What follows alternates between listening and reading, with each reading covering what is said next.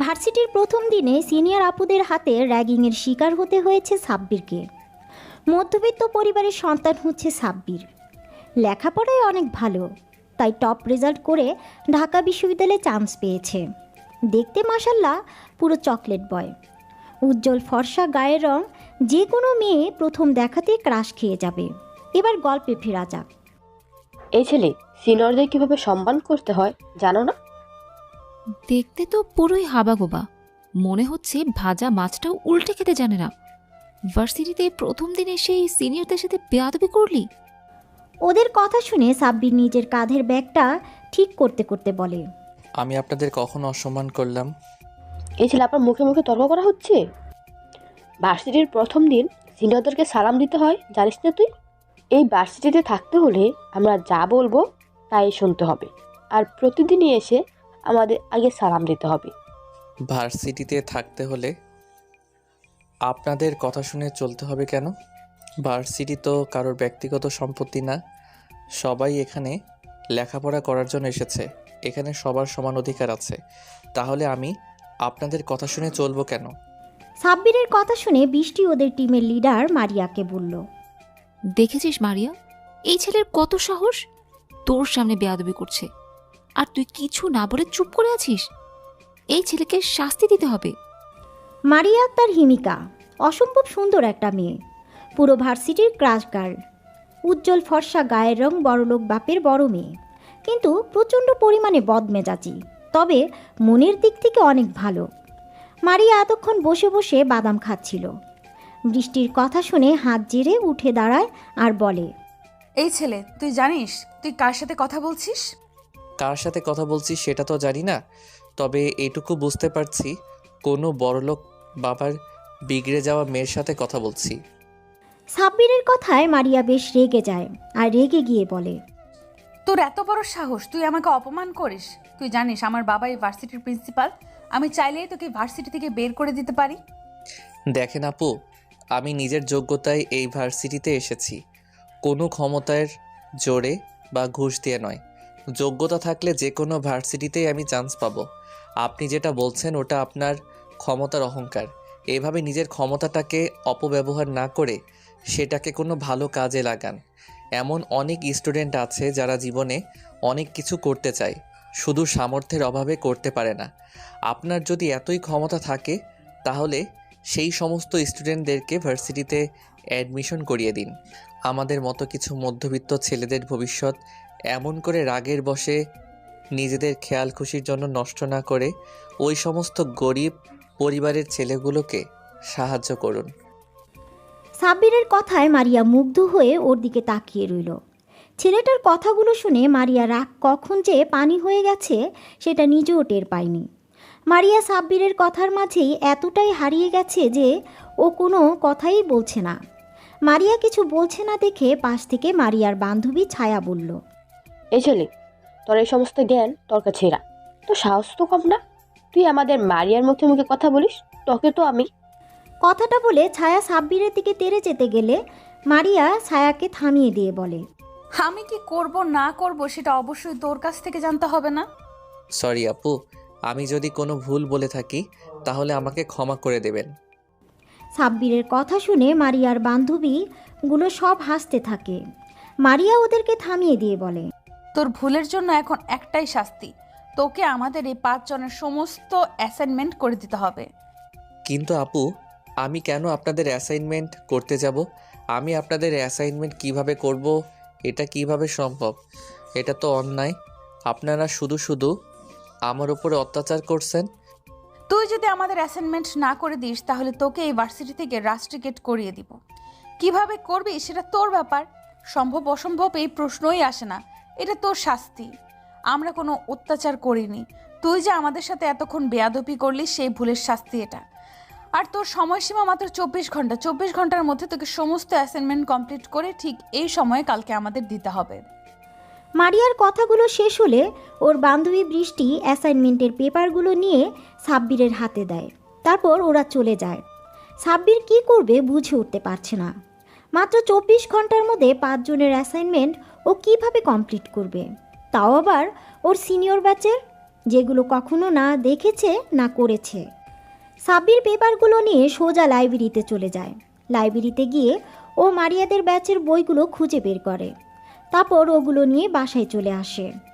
অন্যদিকে কিরে মারিয়া, তুই শুধু শুধু বেচারাকে আমাদের অ্যাসাইনমেন্ট করতে দিলি কেন? এগুলো তো আমরা আগেই কমপ্লিট করে রেখেছি, তাহলে আবার নতুন করে আমাদের অ্যাসাইনমেন্ট করতে দিলি যে? ফার্স্ট ইয়ারের স্টুডেন্ট সিনিয়র ব্যাচেলর অ্যাসাইনমেন্ট করতে দিয়েছে। 24 ঘন্টার মধ্যে, তাও আবার 5 জনের অ্যাসাইনমেন্ট, যেটা করা অসম্ভব। কিন্তু ও এটা করার আপ্রাণ চেষ্টা করবে, কারণ ওর মতো ফকিন্নির বাচ্চার কোনো যোগ্যতা নেই ভার্সিটিতে থাকার। ও যদি অ্যাসাইনমেন্টগুলো না করে আসে, ওকে ভার্সিটি থেকে চলে যেতে হবে। আর এইটাই হবে আমার সাথে লাগতে আসার শাস্তি। মারিয়ার সাথে যে লাগতে আসবে তাকে শাস্তি পেতে হবে। অন্যদিকে সাব্বির ভার্সিটি থেকে ফেরার পর থেকে অ্যাসাইনমেন্ট করতে উঠে পড়ে লেগে যায়। কি হলো আপু, সকালে ঘুম থেকে উঠতে লেট হলো বলে না খেয়ে ভার্সিটি চলে গেলে, আবার ভার্সিটিতে গিয়ে ক্লাস না করে চলে এলি। এসব কিছু না খেয়ে সে কখন থেকে কী সব করছিস? কি লিখছিস এগুলো তুই? একটু তো খেয়ে নে, দেখ দুপুর 12টা পার হয়ে গেছে, তুই এখনো কিছু খাসনি। এভাবে থাকলে তো তুই অসুস্থ হয়ে পড়বি। উফ আম্মু, বিরক্ত করো না তো, আমি অ্যাসাইনমেন্ট করছি। এগুলো খুব জরুরি।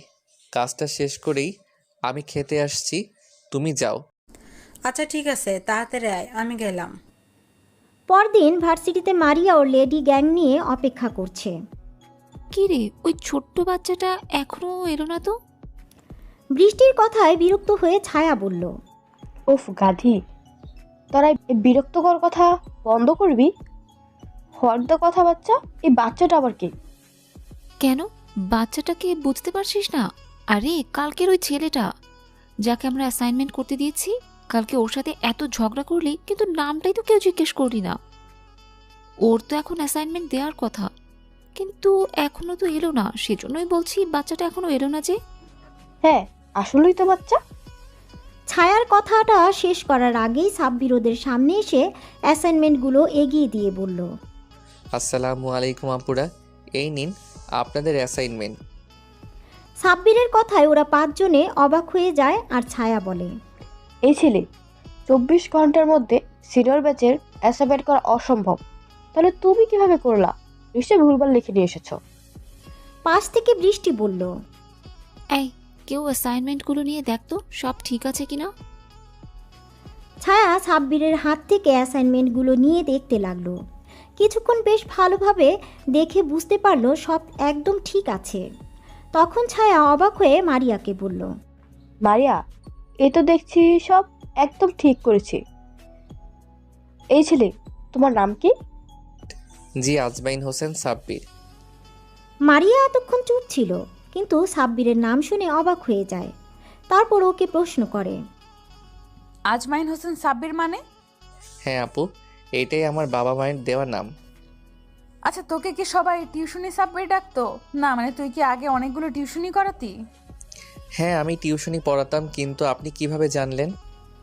সাব্বিরের কথা শুনে মারিয়া একটা তাচ্ছিলের হাসি দিয়ে বলে, আমি নীলার বড় আপু। মারিয়া কথাটা বলেই সেখান থেকে চলে যায়। আর সাব্বির মারিয়ার চলে যাওয়ার দিকে অবাক চোখে তাকিয়ে রইল।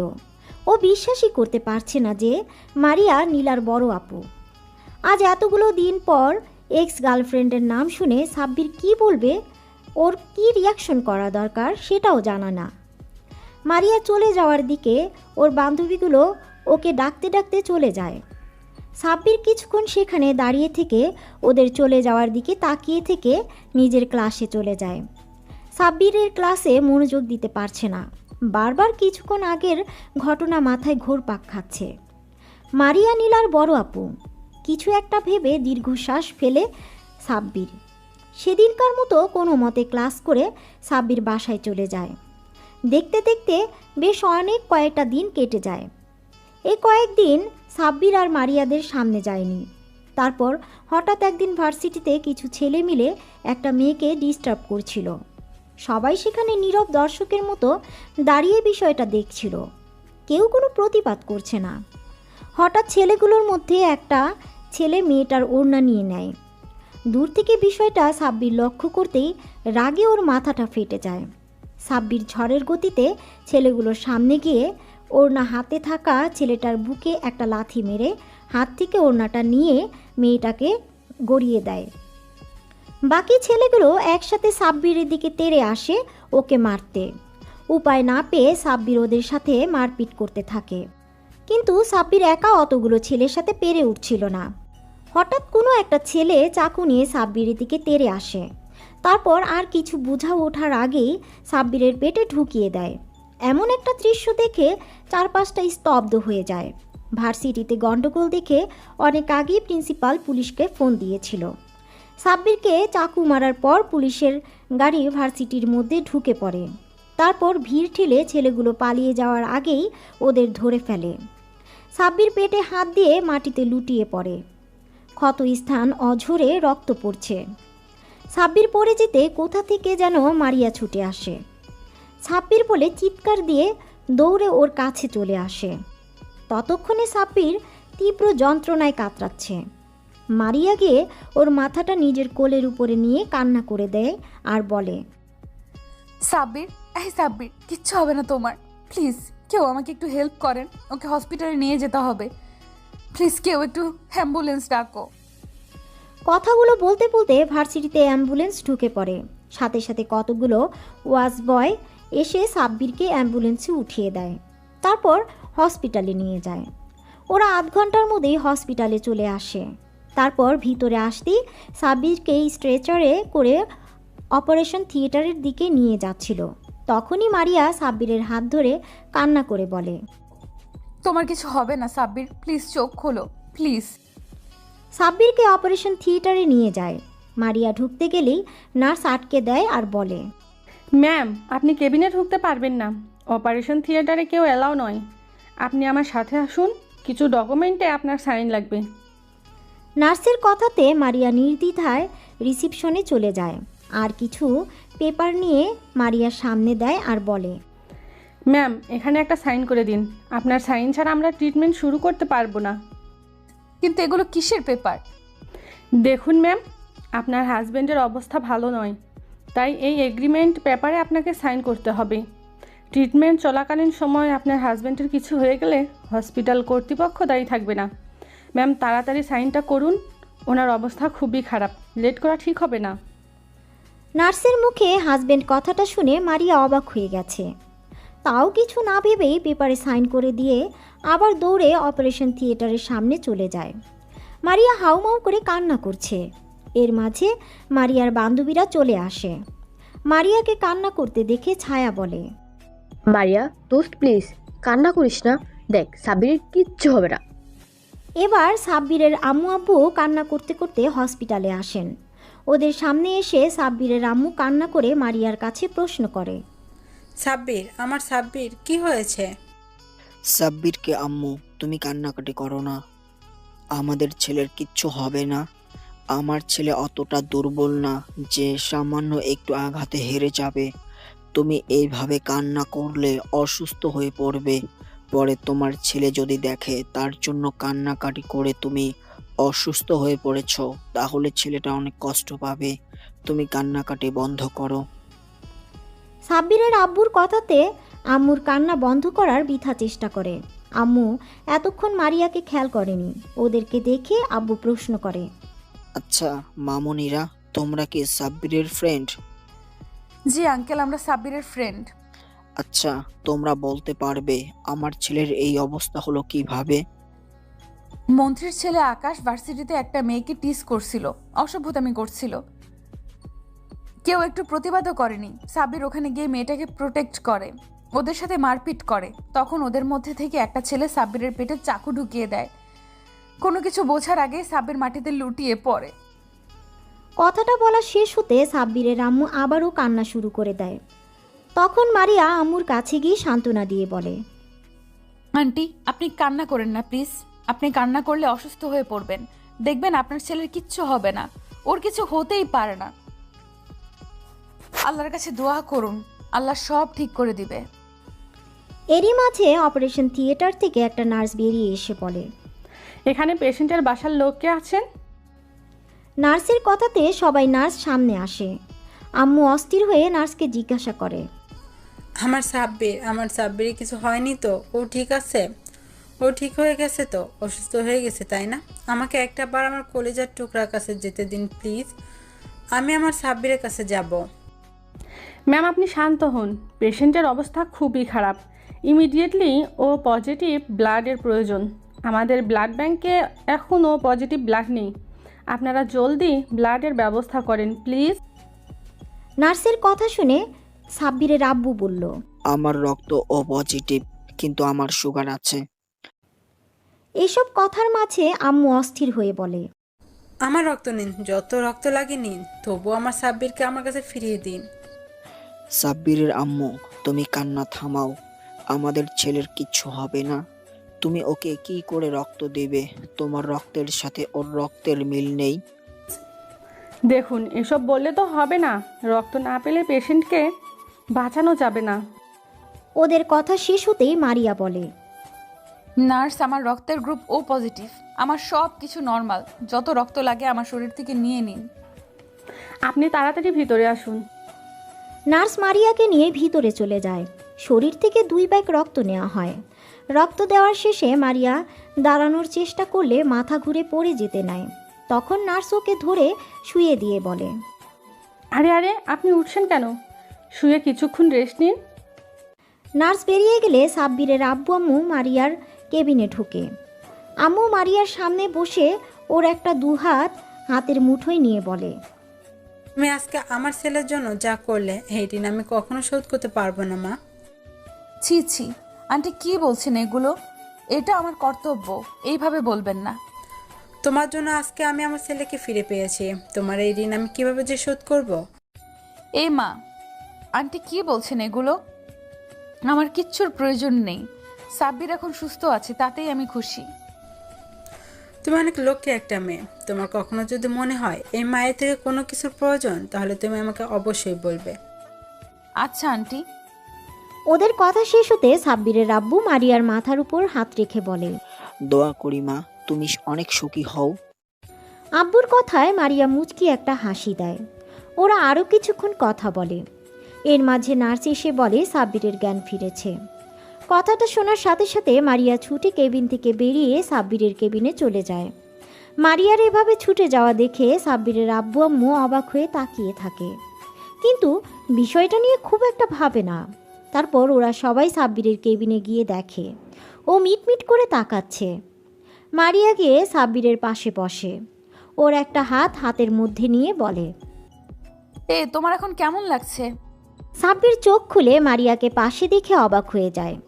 পরক্ষণে আবার চারপাশে তাকিয়ে দেখে মারিয়ার বান্ধবী সহ ওর আব্বু আম্মু সেখানে দাঁড়িয়ে আছে।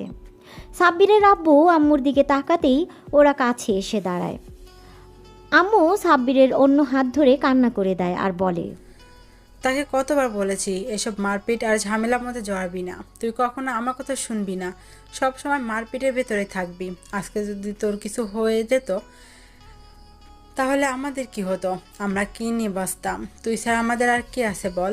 আজকে যদি এই মেয়েটা না থাকতো, তোকে আমি কখনোই ফিরে পেতাম না। সাব্বিরের আম্মুর কথা শুনে মারিয়ার দিকে তাকায় আর প্রশ্ন করে, আম্মু কি বলছো তুমি এগুলো? আমি তো কিছুই বুঝতে পারছি না। উনি আমাকে বাঁচিয়েছে মানে? মেয়েটাই তোকে হাসপাতাল এনেছে, আমার 2 ব্যাগ রক্ত দিয়ে আজকে তোকে বাঁচিয়েছে। ওই তো তোকে হাসপাতাল নিয়ে এসেছে। আজকে যদি ও না থাকতো তাহলে কি যে হতো ভাবাই যাচ্ছে না। এটা ভাবতে আমার অন্তরাত্মা কেঁপে উঠছে। এরপর থেকে তুই কখনো যদি মারপিটে করিস তাহলে আমাকে আর কখনো আম্মু বলে ডাকবি না। তুই আজকে আমাকে কথা দে, তুই আর কখনো মারপিটের ভিতরে যাবি না।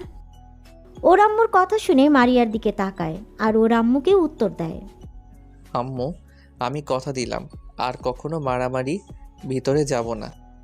ওদের কথা শেষ হতে মারিয়া সাব্বিরের আম্মুকে বলে, আন্টি আপনি সাব্বিরের কাছে থাকেন, আমি বাসায় গেলাম। বাসায় ফিরতে লেট হলে আব্বু অনেক টেনশন করবে। আচ্ছা মা, তুমি যাও। আর হ্যাঁ, কখনো যদি কিছু সাহায্যের প্রয়োজন হয় তাহলে অবশ্যই আমাকে বলবে। আম্মুর কথার পরিবর্তে মারিয়া মুচকি একটা হাসি দেয়। তারপর চলে যাওয়ার সময় মারিয়ার বান্ধবীগুলো সবাই সাব্বিরের সাথে কথা বলে যায়। সবাই চলে যেতেই সাব্বির কিছু একটা ভেবে মুচকি একটা হাসি দেয়।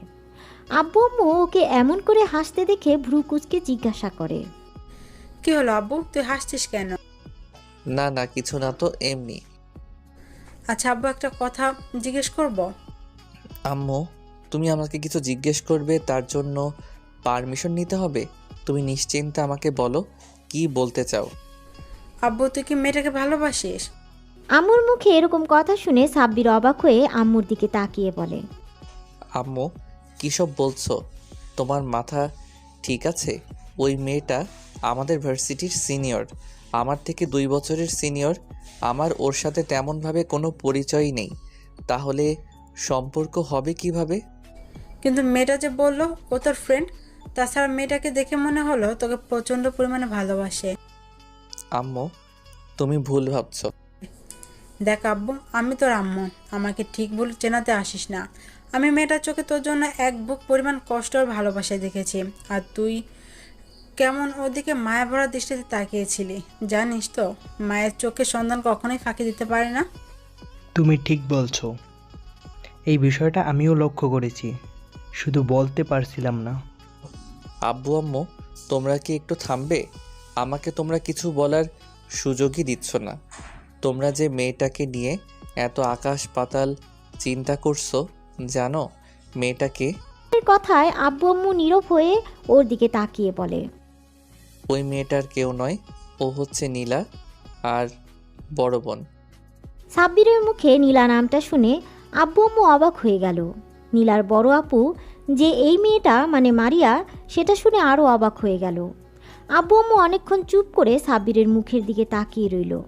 তারপর নীরবতা ভেঙে আম্মু বলল, নীলা মানে সে পিচ্চি মেয়েটা যাকে তুই টিউশনে পড়াতে যেতি? এই মেয়েটা নীলার বড় বোন, কিন্তু এর সাথে তো নীলা কোনো মিল নেই। সাব্বির ওর আম্মুর কথায় বিরক্ত প্রকাশ করে বলে, আম্মু, তোমার কি মাথা খারাপ হয়ে গেছে? ওরা কি যমজ নাকি একই রকম দেখতে হবে? উফ, তুই একটা মাথা মোটা। আমি কি চেহারা মিলা কথা বলেছি নাকি? আমি বলতে চেয়েছি নীলা অহংকারী, বদমেজাজি আর জেদি একটা মেয়ে।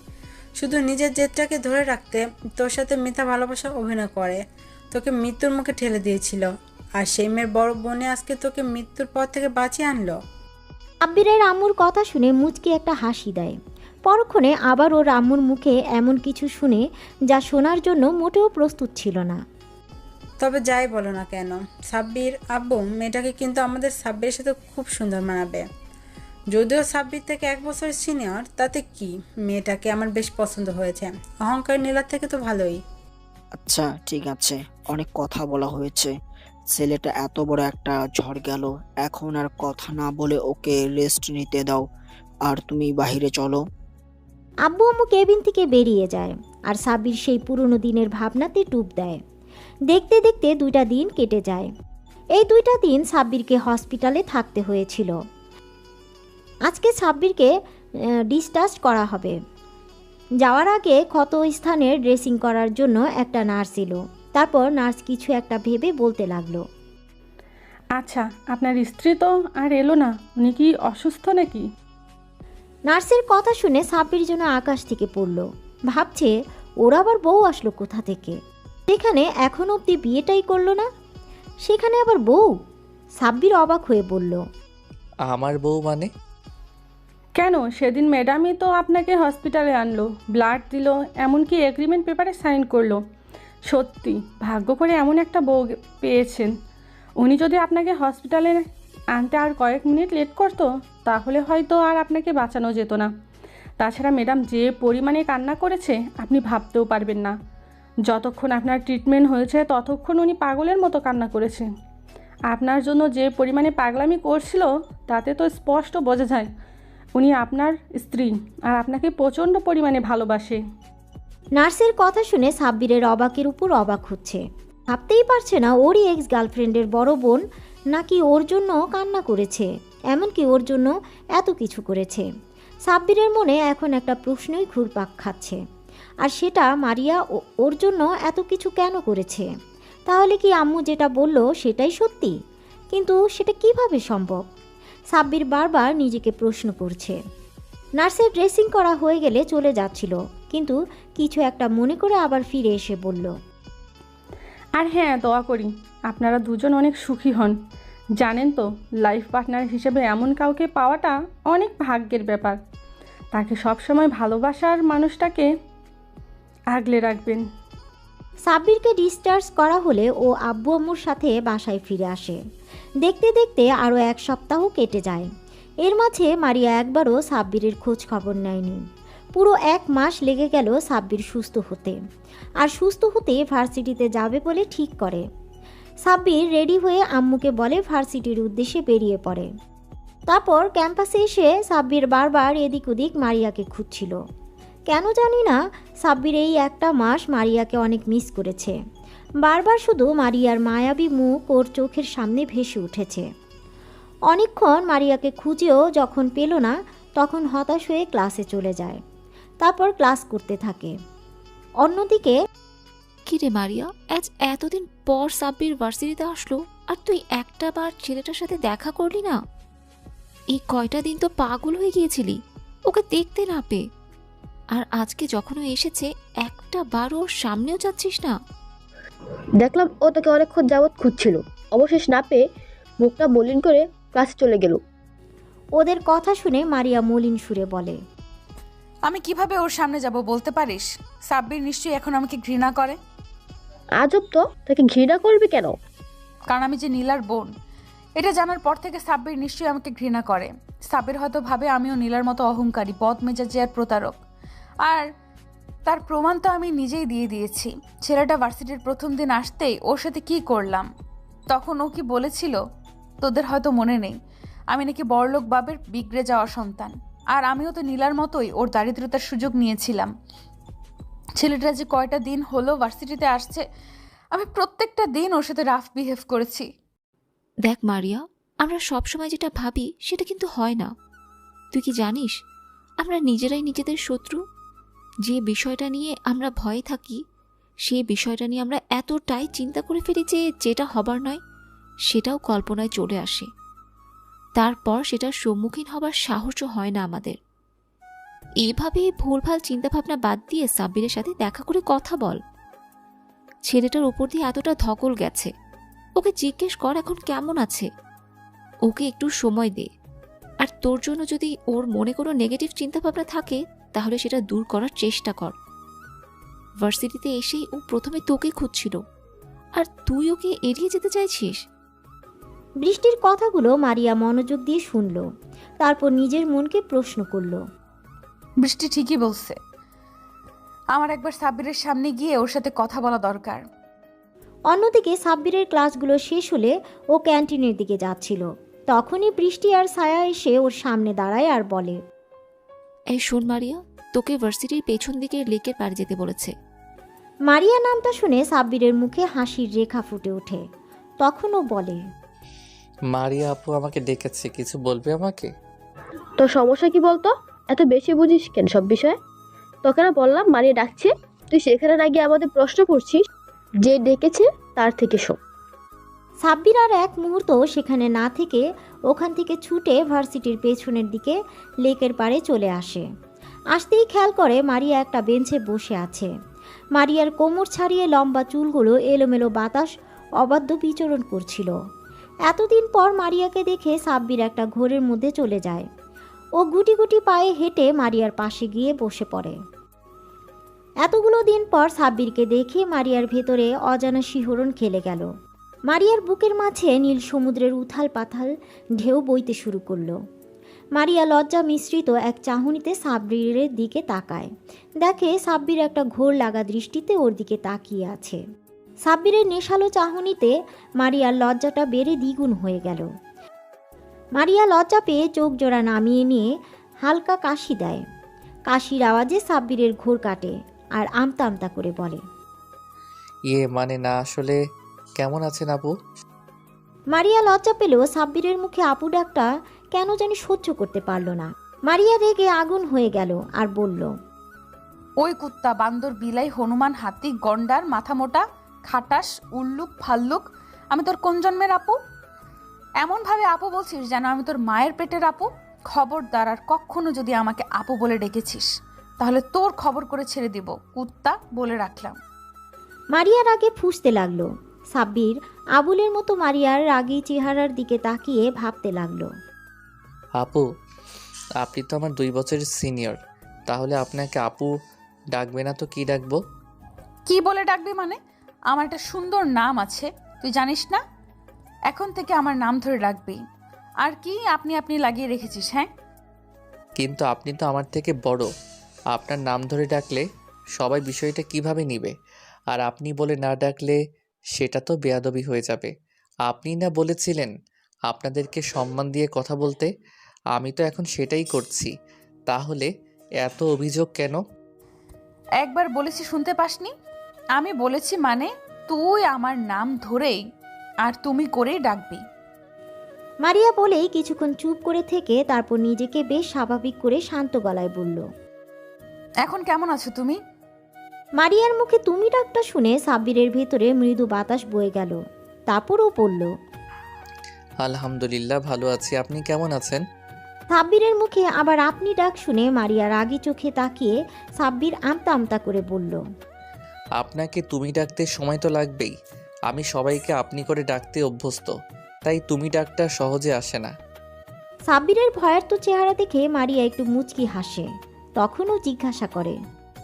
আচ্ছা, তোমাকে একটা কথা বলবো, যদি কিছু মনে না করো। কি কথা বলো? আর মনে করার কি আছে? আমি তোমার কোনো কথাতেই কিছু মনে করব না, তুমি নির্দ্বিধায় বলো। তুমি তো নীলার আপু, অথচ নীলার স্বভাবের সাথে তোমার কোনো মিল নেই। দুজনে দুই মুদ্রার উল্টো পিঠ। তুমি এতটা আলাদা কেন? এই প্রশ্নটা আমার মনে বারবার ঘুরপাক খাচ্ছে। এর জন্য তুমি এতটা ভয় পাচ্ছিলে? তবে হ্যাঁ, তুমি কথাটা ঠিক বলেছ। আমি আর নীলা দুজনেই দুই রকম। নীলার সাথে আমার কোনো মিল নেই। নীলার অতিরিক্ত অহংকার করত। ওর এই অহংকার আর জেদের জন্যই হয়তো ওকে শাস্তি পেতে হয়েছে। শাস্তি পেয়েছে মানে? কি বলছো তুমি? আমি তো কিছুই বুঝতে পারছি না। নীলা তোমার সাথে যেটা করেছে ঠিক এইরকম ভাবে আরো অনেক ছেলের সাথে এইরকম করেছে। কিন্তু ওই যে কথায় আছে না, পাপের ঘোড়া পূর্ণ হয়ে গেলে পাপের শাস্তি হবেই হবে। নীলার এমন কাজে অনেক ছেলেই ওর উপর ক্ষিপ্ত ছিল। তারপর ও যখন মন্ত্রীর ছেলে আকাশের একটা ফ্রেন্ডের সাথে ঠিক একইভাবে গেমের অভিনয় করে, তখন আকাশ অনেক ক্ষিপ্ত হয়ে যায়। এরপর একদিন নীলাকে জোর করে তাকে তুলে নিয়ে গিয়ে ধর্ষণ করে মেরে ফেলে। মারিয়ার এমন কথা শুনে সাব্বিরের পুরো পৃথিবী যেন থমকে গেছে। ও বিশ্বাসই করতে পারছে না নীলা আর নেই। আপনাদের সবার মনে হয়তো প্রশ্ন থাকতে পারে সাব্বিরের সাথে কি এমন করেছিল নীলা। আসুন তবে আপনাদের সব ঘটনা খুলে বলি। সাব্বির মধ্যবিত্ত পরিবারের ছেলে। সাব্বিরের আব্বু হঠাৎ অসুস্থ হয়ে পড়ায় সেই মুহূর্তে সাব্বিরকে পরিবারের হাল ধরতে হয়েছিল। নীলা ছিল সাব্বিরের প্রথম ছাত্রী। সাব্বির প্রথম থেকেই নীলাকে অনেক স্নেহ করত, কিন্তু নীলার কাছে সেগুলো বিরক্ত লাগতো। তারপরে নীলার আব্বু আম্মু সাব্বিরের প্রতি অতিরিক্ত কেয়ার আর ভালো মানসিকতা দেখে নীলা রাগে, হিংসায় আর জেদের জন্য সাব্বিরের সাথে ভালোবাসার নাটক করে। সাব্বির যখন ওর প্রেমের প্রস্তাবে রাজি হচ্ছিল না, তখন নীলা সুইসাইডের নাটক করছিল। ফলস্বরূপ সাব্বিরকে বাধ্য হয়ে রাজি হয়ে যেতে হয়েছিল। তারপরও সাব্বির ওদের সম্পর্কটা নিয়ে খুবই দ্বিধায় ছিল, কারণ নীলা খুবই ছোট ছোট ড্রেস পরতো আর নাইট ক্লাবে গিয়ে অন্য ছেলেদের সাথে পার্টি করত, ড্রিঙ্কস করত। এক কথায় নীলার এরকম চলাফেরা সাব্বিরের মোটেও পছন্দ ছিল না। কিন্তু সাব্বির মানা করলে নীলা ওকে অনেক কথা শুনিয়ে দিত। তারপর একদিন রাতে সাব্বির টিউশনি শেষ করে বাসায় ফেরার পথে দেখে একটা গাড়ির মধ্যে একটা মেয়ে আর একটা ছেলে অন্তরঙ্গ অবস্থায় আছে। সাব্বির দেখেও এড়িয়ে যাচ্ছিল। ঠিক সেই সময় গাড়ির ভেতর থেকে মেয়েটার খুবই বিশ্রী একটা আওয়াজ শুনতে পায়। সাব্বিরের কেন জানি ভয়েসটা খুবই চেনা চেনা লাগছিল। তখনও গাড়ির জানালার কাছে গিয়ে দেখে নীলা একটা ছেলেকে কিস করছে। এসব দেখে সাব্বিরের মাথায় যেন আকাশ ভেঙে পড়ল। সাব্বির বিশ্বাসই করতে পারছিল না যে নীলা এরকম করবে ওর সাথে। নীলা খুবই বাজেভাবে চলাফেরা করলেও এটুকু সাব্বিরের বিশ্বাস ছিল যে ও কখনো এমন কাজ করতে পারে না। কিন্তু সেদিন ওকে এরকম অবস্থায় দেখে সাব্বিরের বলার ভাষা হারিয়ে ফেলেছিল। তারপর সাব্বির গাড়ির দরজায় টোকা দিতেই নীলা ছেলেটাকে ছেড়ে দিয়ে গাড়ির জানালা নামিয়ে দেখে সাব্বির দাঁড়িয়ে আছে। নীলা ড্রিঙ্কস করে পুরো মাতাল হয়ে আছে, ওর কোনো হুঁশই নেই। ও কি করছে জানে না। সাব্বিরকে দেখে নীলা মাতাল অবস্থায় বলে, এই ফকিন্নির বাচ্চা, ছোট লোকের বাচ্চা, তুই এখানে কি করছিস? চলে যা এখান থেকে।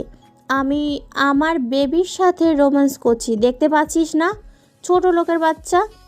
নীলার মুখে এমন কথা শুনে আর চোখের সামনে এসব দৃশ্য দেখে সাব্বির আর নিজেকে কন্ট্রোল করতে পারে না। সাব্বিরের চোখ দিয়ে 2 ফোঁটা পানি গড়িয়ে পড়ে।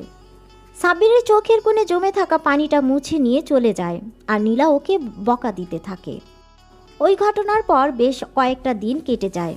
সাব্বির আর নীলার সাথে দেখা করেনি আর ওকে টিউশনিও পড়াতে যায়নি। সাব্বির যোগাযোগ করছে না দেখে নীলার মধ্যে কোনো চিন্তা ভাবনা নেই। নীলার আম্মু প্রতিদিনই সাব্বিরের খোঁজ করে সাব্বির কেন টিউশনি করাতে আসছে না। নীলার আম্মু সাব্বিরকে ফোন দিয়ে টিউশনি পড়াতে আমার জন্য অনেক রিকোয়েস্ট করে। আর সেই মুহূর্তে সাব্বিরের টাকার প্রয়োজন ছিল আব্বু ট্রিটমেন্টের জন্য। সাব্বির বাধ্য হয়ে নীলাদের বাসায় যায়। সাব্বির নীলার আম্মুর সাথে বেশ কিছুক্ষণ কুশল বিনিময় করে নীলাকে পড়ানোর জন্য ওর রুমে যায়। নীলার রুমে আসতেই ও ভদ্র মেয়ের মতো পড়তে বসে। পড়া শেষ হতেই যখনই সাব্বির চলে আসতে যাবে তখনই নীলা পেছন থেকে সাব্বিরের হাত ধরে বলে, কি হলো, তুমি চলে যাচ্ছ কেন? আর তুমি এই কদিন আমার সাথে কথা বলনি কেন? আমার খোঁজও নেওনি কেন বেবি? নীলার মুখে এই সমস্ত কথা শুনে সাব্বির তাচ্ছিলের একটা হাসি দিয়ে বলে, আমি বামন হয়ে চাঁদ ধরতে পারি না, তাই এই সম্পর্কটা আমার পক্ষে রাখা সম্ভব না। তাছাড়া তোমার তো প্রেমিকের অভাব নেই। তোমার শরীরের খিদে মেটানোর জন্য অনেকেই আছে, সেটা আমি সেদিন নিজের চোখেই দেখেছি। সেদিন গাড়িতে থাকো আর কোনো কথা বলতে চাই না। ভালো থাকবে তুমি। সাব্বিরের এরকম কথা শুনে নীলা বুঝতে পারে ওর সবটা সাব্বির জেনে গেছে। তারপরও নীলার রাগ হচ্ছে, ওর মতো 2 টাকার একটা ফকিন্নির বাচ্চা ওকে তেজ দেখিয়ে কথা বলছে, ওকে রিকোয়েস্ট করছে। বিষয়টা নীলা কিছুতেই মেনে নিতে পারেনি, তাই বলতে লাগলো, এই তোর এত বড় সাহস, তুই এই নীলাকে রিজেক্ট করছিস? এরপর যেটা হবে এর জন্য তুই দায়ী থাকবি। নীলার কথা শুনে সাব্বির বলে, আপনি তো আমার অনেক বড় উপকার করেছেন। এরপর থেকে হয়তো দ্বিতীয়বার আর কাউকে বিশ্বাস করতে পারবো না। আমার ভাগ্যে যেটা আছে সেটা হবেই। আপনাদের সামান্য কথায় আমার কিছু যায় আসে না। ভালো থাকবেন আর ধন্যবাদ সব কিছুর জন্য। সাব্বির বাসা থেকে বেরিয়ে পড়ে আর যাওয়ার আগেই নীলার আম্মুকে বলে ও আজ থেকে নীলাকে পড়াতে আসবে না। নীলার আম্মু বারবার ওকে জিজ্ঞাসা করলেও সাব্বির কিছু না বলেই চলে যায়। তারপর 2-3 দিন পর সাব্বির টিউশনি পড়িয়ে বাসায় আসছিল। ঠিক সেই মুহূর্তে একটা মেয়ে সাব্বিরের সামনে এসে বলে, ভাইয়া প্লিজ হেল্প করেন, প্লিজ ভাইয়া, আমার বান্ধবীকে কিছু ছেলে তুলে নিয়ে গেছে। মেয়েটির কথা শুনে সাব্বির বলে, ভয় পেও না আপু, আমি হেল্প করব তোমাকে। ওরা কোনো দিকে নিয়ে গেছে, আমাকে বলো। কথাগুলো বলে মেয়েটা সাব্বিরকে নিয়ে একটা পুরাতন গোডাউনের দিকে নিয়ে যায়। তারপর সেখানে যেতেই সাব্বির অবাক হয়ে যায়, কারণ গোডাউনের ভিতরে কেউ ছিল না। ভেতরে আসতেই মেয়েটা খুব বিশ্রীভাবে হাসতে থাকে। কি হলো আপু, তুমি এভাবে হাসছো কেন? এখানে তো কেউ নেই। আর তুমি না বললে তোমার বান্ধবীকে কারা এখানে নিয়ে আসছে? তাহলে তুমি আমাকে মিথ্যে বলে এখানে নিয়ে আসলে কেন? খেলা তো এবার শুরু হবে মেরি জান। কথাগুলো বলে মেয়েটা নিজের জামাকাপড় ছিঁড়তে থাকে আর চিৎকার করে মানুষজন ডাকতে থাকে। মেয়েটার এমন চিৎকার শুনে সাথে সাথেই কিছু লোকজন এসে সেখানে উপস্থিত হয়। তারপর মেয়েটার এই অবস্থা দেখে সবাই ভাবে সাব্বির হয়তো মেয়েটাকে ধর্ষণ করছিল, তাই ওকে এলোপাথারি মারতে শুরু করে। ওদের মাঝে একটা লোক পুলিশকে ফোন করে সাব্বিরকে পুলিশে দেয়। আর সবটাই নীলার প্ল্যান ছিল। আর ভাগ্যটা সেদিন সাব্বিরের সাথে ছিল। ওই থানার ওসি সাব্বিরের আব্বুর বন্ধু ছিল। উনি সাব্বিরকে খুব ভালোভাবেই চিনত। সাব্বির এরকম কোনো কাজ করতে পারে না, সেটা ওসি জানতো। তাই উনি সবটা খোঁজ খবর নিয়ে বুঝতে পারে সবটা একটা প্ল্যান ছিল। আর সেখানে এই ঘটনাটা সেই এরিয়ার সিসিটিভি ক্যামেরায় সব ধরা পড়ে যায়। তখন সাব্বিরকে ওসি ছেড়ে দেয়। সাব্বিরের আব্বু আম্মু এতটাই ভয় পেয়ে গিয়েছিল যে সেদিনই সাব্বিরকে নিয়ে এলাকা ছেড়ে চলে যায়। তারপর আর কি, বাকিটুকু তো আপনারা জেনে গেছেন। নীলা নিজের পাপে শাস্তি পেয়েছে। অন্যদিকে সাব্বির খুব কষ্ট করে আর পরিশ্রম করে অনেক ভালো রেজাল্ট করে এই ভার্সিটিতে চান্স পায়, তাই ওকে আবারও ঢাকাতে ফিরে আসতে হয়েছে। সাব্বির কখনো ভাবিনি যে এখানে এসে নীলার সম্পর্কে এরকম কথা শুনতে হবে। তো বর্তমানে ফেরা যাক। সাব্বির মারিয়ার মুখোমুখি বসে আছে। ও কি বলবে ভেবে পাচ্ছে না। হঠাৎ মারিয়া বলতে আরম্ভ করে, আর তুমি সেই সাব্বির যার সাথে আমার বোন এরকম করেছিল। এটা জানার পর থেকে এই লজ্জার জন্য আমি তোমার সামনে আসতে পারিনি। আমি আমার বোনের কাজের জন্য আমি তোমার কাছে ক্ষমা চাচ্ছি। নীলা যেটা করেছে তোমার সাথে সেটা হয়তো ক্ষমার অযোগ্য। এমনকি সেদিন হসপিটালেও এই জন্যই তোমার সামনে যেতে পারিনি। আরে না না, তোমাকে মাপ চাইতে হবে না। তোমার আর তোমার বোনের মধ্যে আকাশ পাতাল তফাৎ। তোমার বোনের থেকে আমি প্রথম থেকেই দূরে দূরে থাকতাম, কারণ ওকে আমার কখনোই পছন্দ ছিল না। শুধু ওর জেদের কাছে হার মেনে ওর সাথে রিলেশনে যেতে হয়েছিল। থাক, সেগুলো পুরনো অতীত। ওসব কথা আর না তোলাই ভালো। তবে তুমি কি আমাকে ক্ষমা করে দিয়েছো তো? ক্ষমা করার প্রশ্নই ওঠে না। তুমি তো কখনো ভুল করনি। যা করেছে নীলা করেছে, তার ভুলের জন্য তুমি কেন লজ্জিত হবে? এসব কথা আমি ভুলে গেছি। সেসব কথা মনে করে নিজেকে ছোট করো না। আমি কখনোই ওর জন্য তোমাকে অন্য চোখে দেখিনি। আমি মেয়েদেরকে অনেক সম্মান করি, তাই তোমাকে কখনো অসম্মান করব না, কথা দিলাম। সাব্বিরের কথা শুনে মারিয়া একটা স্বস্তির নিঃশ্বাস ফেলে সাব্বিরকে বলে, তাহলে আজ থেকে আমরা বেস্ট ফ্রেন্ড। সাব্বির একবার মারিয়ার দিকে তাকাচ্ছে, একবার মারিয়ার হাতের দিকে, তারপর মুচকে একটা হাসি দিয়ে মারিয়ার হাতের সাথে হাত মিলিয়ে বলে, ওকে বেস্ট ফ্রেন্ডস। মারিয়া কিছুক্ষণ চুপ থেকে বলে, আচ্ছা, আমি একটা প্রশ্ন করব তোমাকে। বলো, কি বলবে?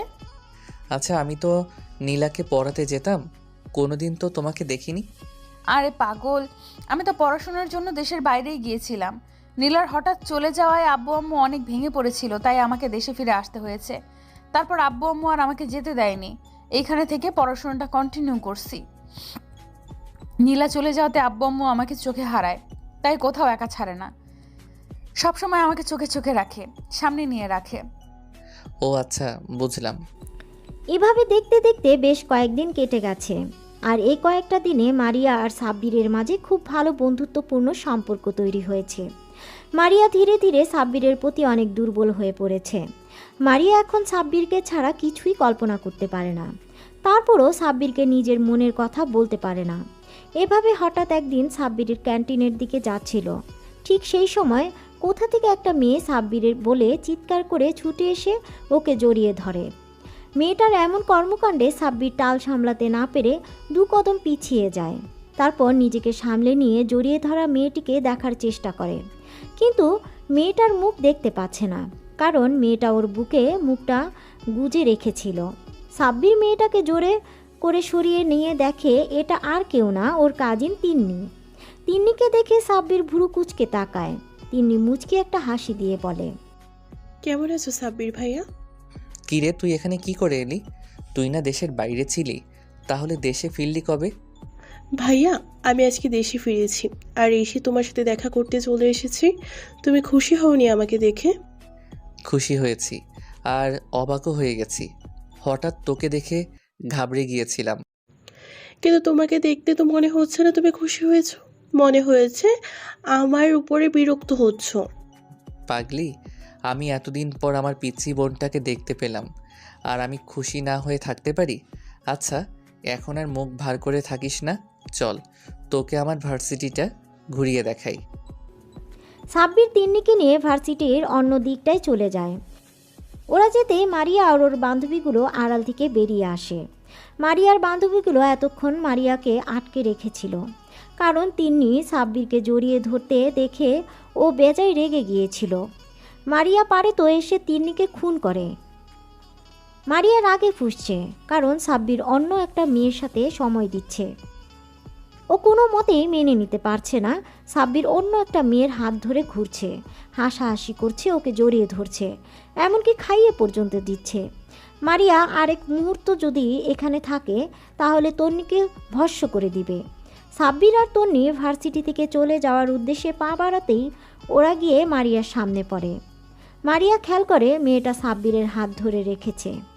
মারিয়ার আগুন চোখ সাব্বিরের দিকে তাকাতেই মারিয়াকে সাব্বির চোখের ইশারায় জিজ্ঞাসা করে কি হয়েছে, কিন্তু কিছু বলে না, মুখ ফিরিয়ে নেয়। কিছুক্ষণ চুপ থেকে সাব্বির বলে, পিচি বোন, এটা আমাদের ভার্সিটির সিনিয়র আপু, আর ও আমার বেস্ট ফ্রেন্ড। আর মারিয়া, এই হচ্ছে আমার কাজিন তিন্নি। মারিয়া অন্যদিকে মুখ ঘুরিয়ে রেখেছিল। সাব্বিরের কথায় ওদের দিকে তাকায়। মারিয়ার রাগের কারণ হচ্ছে তিন্নি মারিয়ার থেকেও সুন্দরী, আর প্রতিটা মেয়ের জাতিগত অভ্যাস নিজের থেকে সুন্দরী কাউকে দেখলেই বিনা কারণে রেগে যাওয়া, তার উপরে আবার সেটা যদি নিজের প্রিয় মানুষের সাথে ঘুরোঘুরি করে। মারিয়া নিজের রাগটা কন্ট্রোল করে মুখে বলে, ভালোই তো। আসসালামু আলাইকুম আপু, কেমন আছেন? ওয়ালাইকুম আসসালাম, আলহামদুলিল্লাহ আমি ভালো আছি। তুমি কেমন আছো? জি আপু, ভালো আছি। তিন্নিকে মারিয়ার একটু সহ্য হচ্ছে না। তারপরও এটা ভেবে নিজের মনকে সান্ত্বনা দিচ্ছে যে মেয়েটা ওর থেকে সিনিয়র আপু। তিন্নি সাব্বিরকে ছোটবেলা থেকেই অনেক ভালোবাসে, কিন্তু সাব্বিরের অতিরিক্ত রাগের কারণে কখনো ভয়ে ওকে বলতে পারেনি। তিন্নি নিজেও মারিয়াকে দেখে সহ্য করতে পারছে না। ও নিজেকে এটা ভেবে সান্ত্বনা দিচ্ছে যে মারিয়া সাব্বিরের সিনিয়র, তাই ওর সাথে কখনোই সাব্বিরের সম্পর্ক হয় না। মারিয়া রেগে সেখান থেকে ওর বান্ধবীদেরকে নিয়ে সেখান থেকে চলে যায়। সাব্বির মারিয়াকে কয়েকবার ডাকলো, তারপরও দাঁড়ালো না। সাব্বির তিন্নিকে নিয়ে বাসায় চলে আসে। তারপর ভিতরে আসতেই আম্মু বলে, কিরে তোরা চলে এসেছিস? মেয়েটাকে কতবার বললাম ভার্সিটিতে যেতে হবে না, তুই একটু পরেই চলে আসবি, তারপরও দেখা করতে চলে গেল। ও আমার সুইট কিউট আন্টি, আমি এতদিন পরে দেশে ফিরলাম আর এসে সাব্বির ভাইয়াকে দেখবো না, এটা কোনো কথা? আমি ভাইয়ার জন্য দেশে ফিরছি না। তিন্নির কথা শুনে সাব্বির অবাক হয়ে ওর দিকে তাকায়। তারপর ওর মাথায় একটা চাটি মেরে বলে, এই, তুই আমার জন্য দেশে ফিরেছিস মানে? সাব্বিরের হাতির চাটি খেয়ে তিন্নির হুঁশ ফিরে, বুঝতে পারে ও আবেগের বশে কি বলে ফেলেছে। তখন তিন্নি জিহ্বায় কামড় দিয়ে বলে, ওপস, না কিছু না। কথাটা বলেই তিন্নি ছুটে নিজের রুমে চলে যায়। তিন্নির চলে যাওয়া দেখে আম্মু মুচকি হাসি দিয়ে বলে, পাগলি মেয়ে একটা। তিন্নির কথাগুলো সাব্বিরের কেমন জানি লাগলো। তারপরও বিষয়টাকে খুব বেশি পাত্তা না দিয়ে নিজের রুমে চলে যায়। রুমে এসে বিছানায় ধপ করে শুয়ে পড়ে আর ভাবতে থাকে যে মারিয়া তখন ওভাবে রেগে চলে গেল কেন। আচ্ছা, এই মেয়ে সবসময় এমন করে কেন? আমি যদি কোনো মেয়ের সাথে কথা বলি তাও রেগে যায়, আগুন চোখে তাকিয়ে থাকবে, কখনো কোনো মেয়ের সাথে ফ্রেন্ডশিপ করতে দেয় না। এমন কেন করে মেয়েটা? আর আজকে কিনা শেষমেশ তিন্নিকে আমার সাথে দেখেও রেগে গেল। ও গড, আমি পাগল হয়ে যাব। কথাগুলো ভাবতে ভাবতে সাব্বির ঘুমিয়ে পড়ে। দেখতে দেখতে আরও কিছুদিন কেটে যায়। এই কয়েকদিনে মারিয়া সাব্বিরের সাথে ভালোভাবে কথা বলেনি, আর সাব্বিরও মারিয়াকে সময় দিতে পারেনি, কারণ তিন্নি সবসময় ওর সাথে থেকেছে। তিন্নির কারণে সাব্বির মারিয়াকে একটা কলও দিতে পারেনি। কয়েকটা দিন পর ঘটনা, সাব্বির সেদিন ক্লাস করছিল, তখন প্রিন্সিপাল স্যার এসে বলে, অ্যাটেনশন প্লিজ, সবার উদ্দেশ্যে বলা হচ্ছে আগামী পরশুদিন আমাদের ভার্সিটি থেকে দুটো ব্যাচকে ট্যুরে নিয়ে যাওয়া হবে। তোমাদের ব্যাচ আর তোমাদের সিনিয়র একটা ব্যাচকে সিলেক্ট করা হয়েছে। সময় হাতে কম, তাই ডিটেলস জানতে হলে অ্যাকাউন্টস থেকে জেনে নেবে। দুদিনের ট্যুর হবে আর তোমাদের সবাই ফ্যামিলি থেকে যে কোনো একজন মেম্বারকে সাথে করে নিয়ে যেতে হবে। যারা যেতে চাও তারা ফর্মালিটিসগুলো পূরণ করে নেবে। কথাগুলো বলে প্রিন্সিপাল চলে গেলে আর সাব্বির বেশ খুশি হয়ে যায়। ক্লাস শেষ করে সাব্বির বাইরে আসতেই মারিয়া ওর সামনে আসে আর জিজ্ঞাসা করে, সাব্বির তুমি কি ট্যুরে যাচ্ছ? হ্যাঁ যাব তো, কেন তুমি যাবে না? হ্যাঁ আমিও যাব। মারিয়া বেশ কিছুক্ষণ চুপ থেকে ওর না আঙুলে পেঁচাতে পেঁচাতে আমতা আমতা করে বলল, আসলে মানে না, ওই হয়েছে কি। এমন সাপের মতো মোচড়ামোচড়ি করছো কেন? কি বলবে বলো? আমি কি কখনো তোমাকে কোনো বিষয়ে বকা দিয়েছি যার জন্য এমন ভয় পাচ্ছ বলতে? না মানে তোমার পাশের সিটটা আমার জন্য রাখবে, অন্য কাউকে বসতে দিবে না। মারিয়া কথাটা বলেই লজ্জা পেয়ে মাথা নিচু করে নেয়। এই সামান্য বিষয় নিয়ে তুমি এমন আমতা আমতা করছো, এতে এত সংকোচ করার কি আছে? তুমি আমার ফ্রেন্ড, তুমি আমার পাশে বসতেই পারো। সাব্বিরের কথা শুনে মারিয়া বেশ খুশি হয়ে যায় আর খুশির ঠেলায় হুট করে সাব্বিরকে জড়িয়ে ধরে গালে কিস করে দেয়। মারিয়ার কর্মকাণ্ডে সাব্বিরের চোখ বড় বড় করে মারিয়ার দিকে তাকায় আর তাতেই মারিয়া লজ্জা পেয়ে যায়, বুঝতে পারে কি করেছে। অতিরিক্ত খুশিতে এমন একটা কাজ করে ফেলেছে, কিন্তু এখন সাব্বিরকে কিভাবে বোঝাবে। মারিয়া লজ্জা পেয়ে দৌড়ে সেখান থেকে পালিয়ে যায় আর সাব্বির ওদিক এদিক তাকিয়ে মাথা চুলকাতে চুলকাতে মুচকি একটা হাসি দিয়ে চলে যায়। দুদিন পর সাব্বির ট্যুরে যাওয়ার জন্য বাসে উঠে সিটে বসে আসে।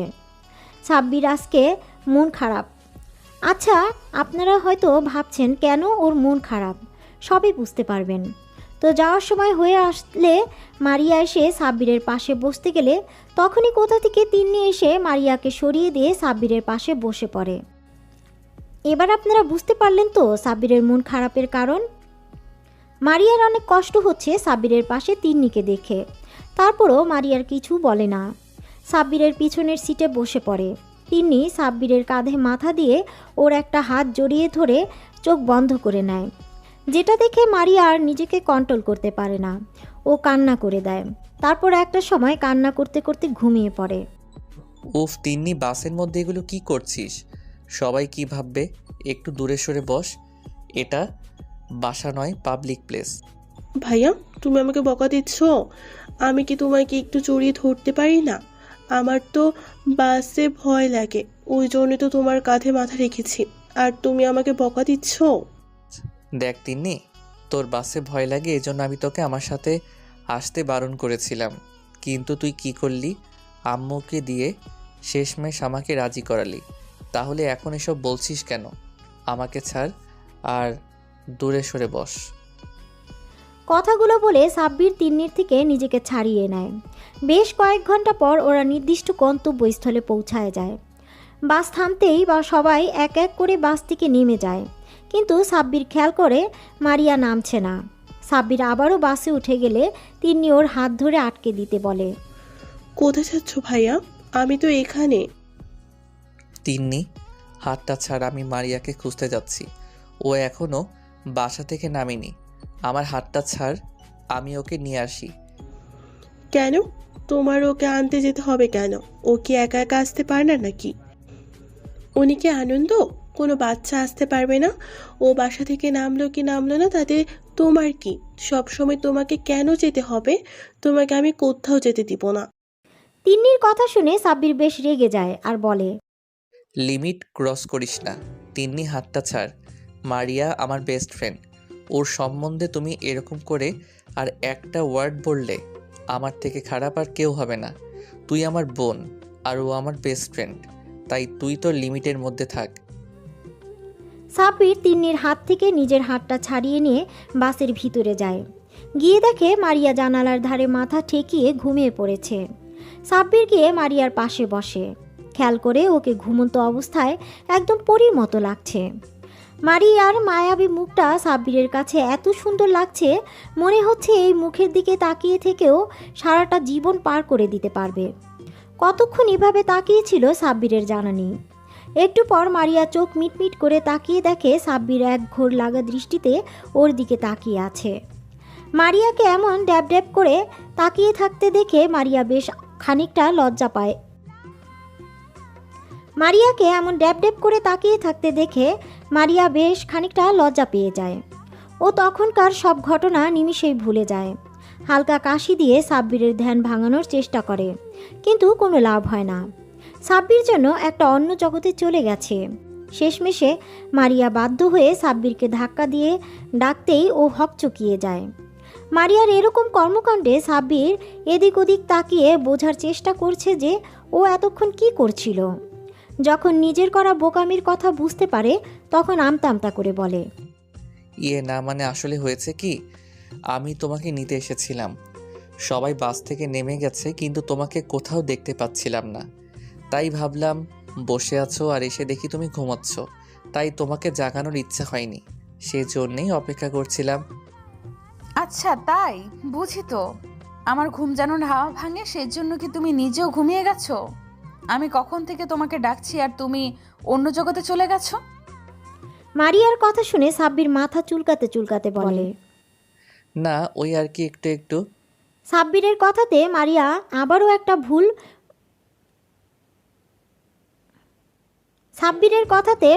আবারও একটা ভুবন ভুলানো হাসি দেয়, যে হাসিটা সাব্বিরের বুকের বা পাশে গিয়ে লাগে। তখন ও নিজেও হাসে। বাসের মধ্যে দুজনে হাসির শব্দ শুনে তিন্নি আর বাইরে থাকতে পারল না। ও বাসের ভিতরে উঠে এসে দেখে যে সাব্বির আর মারিয়া হাসছে। মারিয়া হাসতে হাসতে একেবারে সাব্বিরের গায়ের উপর ঢলে পড়ছিল। এমন কিছু দেখে তিন্নি রেগে হনহন করে সাব্বিরদের সামনে এসে বলে, কি হচ্ছে কি ভাইয়া? সবাই বাইরে তোমার জন্য অপেক্ষা করছে আর তোমরা এখানে কি করছো? তুমি এক্ষুনি আমার সাথে চলো। তিন্নি কাউকে কিছু বলার সুযোগ না দিয়ে সাব্বিরের একটা হাত ধরে টানতে টানতে নিয়ে যেতে লাগলো। তিন্নির এমন বিহেভিয়ারে মারিয়া তখনকার কথাগুলো মনে পড়ে, আর সাথে সাথে ওর মন খারাপ হয়ে যায়। তিন্নি সাব্বিরকে নিয়ে চলে যায়, আর মারিয়াও ওদের পেছন পেছন বাস থেকে নেমে পড়ে। মারিয়া ওর বান্ধবীদের সাথে আড্ডা দিতে লাগলো। সবার সাথে আড্ডা দিয়ে মারিয়ার মনটা ভালো হয়ে যায়। তারপর ওরা সবাই মিলে যে হোটেল বুক করেছিল সেখানে চলে যায়। হোটেলের প্রত্যেকটা রুমে 5 জন করে থাকতে পারবে। মারিয়া ওর বান্ধবীরা একটা রুমে চলে যায়। আর এই দিকে সাব্বির ভাইয়া, আমি ওই মেয়েগুলোর সাথে এক রুমে থাকবো না। তুমি কিছু একটা করো। আমি কিভাবে তোমাকে ছাড়া থাকবো? আমার রাতে একা ঘুম আসবে না। আমি নতুন জায়গায় ঘুমাতে পারি না। নতুন জায়গায় একা একা থাকলে আমার অনেক ভয় লাগে। তিন্নির কথা শুনে সাব্বির রেগে গেল আর বলল, তিন্নি, তুই কি বলছিস এসব? তোর কি মাথা ঠিক আছে? তুই কি পাগল টাগল হয়ে গেলি নাকি? তুই কি ছোট বাচ্চা নাকি যে তুই আমার রুমে থাকবি? তোকে আমি আগে আসতে বারণ করেছিলাম, আর এখন এখানে এসে এরকম নাটক করছিস? এসব নাটক বন্ধ কর। তোকে কি একা একটা রুম দেওয়া হয়েছে যে তুই একা থাকতে ভয় পাবি? তোর সাথে ওই রুমে আরও 4টে মেয়ে থাকবে, আর আমার এই রুমে আরও 4টে ছেলে থাকবে। এখন ঢং না করে সোজা নিজের রুমে যা। অনেক রাত হয়ে গেছে, রুমে গিয়ে ঘুমিয়ে পড়। কালকে সকালে আবার বেরোতে হবে, তারপর রাতে আবার এখান থেকে বাসায় ফিরতে হবে। ভাইয়া ভাইয়া, তুমি আমাকে এমন করে বলতে পারলে? আমি ওদের সাথে থাকবো। ওরা কি আমার পরিচিত নাকি? পিচ্ছি পড়ি, এই পাগলি, তুই কান্না করছিস কেন? দেখ, আমি তো শুধু তোকে কথাগুলো বোঝানোর জন্যই এমন করে বললাম, না হলে তুই তো আমার কথা বুঝতেই চাইছিলি না। এখন কান্না বন্ধ করে রুমে যা, ফ্রেশ হয়ে ঘুমিয়ে পড়। আচ্ছা ঠিক আছে, যাচ্ছি। কালকে কিন্তু তুমি আমার সাথে ঘুরবে, আর কারোর সাথে না। কথা দাও, তবেই আমি যাব। আচ্ছা ঠিক আছে। সত্যি? Thank you thank you thank you thank you ভাইয়া, I love you. Tinni room থেকে চলে যায়। পরের দিন সকালবেলায় সবাই রেডি হয়ে নাস্তা করে হোটেলের বাইরে অপেক্ষা করছে সবার জন্য। সবাই নিচে আসলে প্রিন্সিপাল স্যার মানে মারিয়ার আব্বু বলে, সবার উদ্দেশ্যে বলছি, কেউ একা কোথাও যাবে না, সবাই সবার সাথে থাকবে। প্রিন্সিপালের কথাতে সবাই সম্মতি জানায়। তারপর সবাই ঘুরতে বেরিয়ে পড়ে। অন্যদিকে মারিয়া শুধু দূর থেকে সাব্বিরকে আর তিন্নিকে ফলো করছে। সাব্বিরের পাশে তিন্নিকে মারিয়া কিছুতেই মেনে নিতে পারছে না। মারিয়ার ভেতরটা কষ্টে ফেটে যাচ্ছে, কিন্তু কারোর সামনে প্রকাশ করছে না। মারিয়া অন্যমনস্ক হয়ে বান্ধবীদের সাথে ঘুরছে আর সাব্বিরকে ফলো করছে।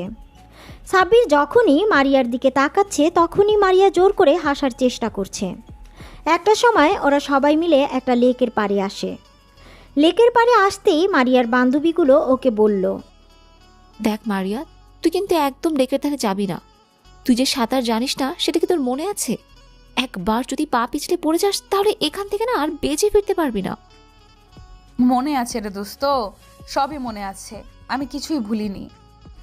মারিয়াদের এই সমস্ত কথা তিনি আড়াল থেকে শুনে নেয় আর একটা ডেবিল হাসি দেয়। সাব্বির ফোন দিয়ে সুন্দর কিছু মুহূর্ত ক্যামেরা বন্দি করছিল। ও খেয়ালই করেনি মারিয়া কোথায় আছে। একটা সময় ওর বান্ধবীরা সবাই প্রকৃতির অনুরূপ সৌন্দর্য দেখছে আর মারিয়া একা হয়ে পড়ে। আর সেই সুযোগে পিছন থেকে তিন্নি গিয়ে ওকে ধাক্কা দিয়ে লেকের পানিতে ফেলে দেয়। মারিয়া লেকের পানিতে পড়ে সাথে সাথে চিৎকার দিয়ে ওঠে আর বারবার সবাইকে ডাকতে থাকে। তারপর বেশ কিছুক্ষণ মারিয়া চিৎকার করতেই সবাই ছুটে লেকের কাছে এসে দেখে মারিয়া পানিতে হাবুডুবু খাচ্ছে। প্রিন্সিপাল স্যার মারিয়া বলে চিৎকার দেয়। তারপর পানিতে নামতে লাগলে সাব্বির এসে আটকে দেয়, তারপর নিজেই লেকের পানিতে ঝাঁপ দেয়। সাব্বির সাঁতরে মারিয়ার কাছে চলে যায়, তারপর নিজের সাথে জড়িয়ে নেয় মারিয়াকে, পানি থেকে তুলে আনে।